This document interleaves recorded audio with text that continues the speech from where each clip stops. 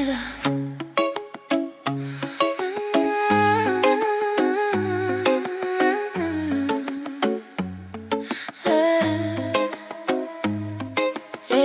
Dintr-un club și se oprește tot, toate privirile cad pe mine. Zâmbet dulce, pas periculos. Știu ce fac, știu ce-ți vine. Nu promit, nu explic nimic. Te las să crezi ce vrei. Îți citesc dorința în ochi, dar joc după regulile mele. Îți muși buza când mă vezi, inima-ți bate fără frâne. Mă apropii doar un pic, apoi plec și te arde. Te aprinde chem, dar nu mai sunt foc pe care nu-l atingi. Te joc pe degete, baby, stai doar cât să simți și să te stingi. Mă vrei, mă cauți, dar disparți un visul tău interzis. Sunt fata care doare, te-am prins, dar nu mai prins. Dar nu mai prins.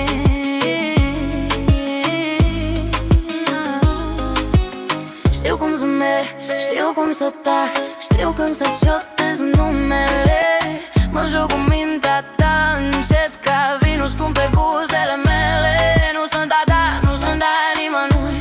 Sunt liberă, pericol pur. Te las să crezi că m-ai cucerit, dar eu conduc tot jocul. Stremură mâna când mă atingi, dar nu mă prinde tine.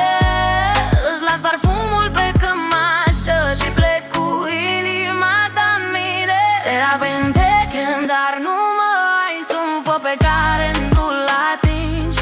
Te joc pe degete, baby, stai doar cât să simți și să te stingi. Mă vrei, mă cauți, dar disparți în visul tău interzis. Sunt fata care doare, te-am prins, dar nu mai prins.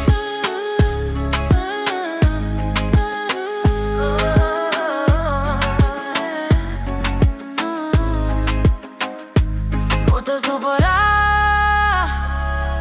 iubire, așa sunt eu.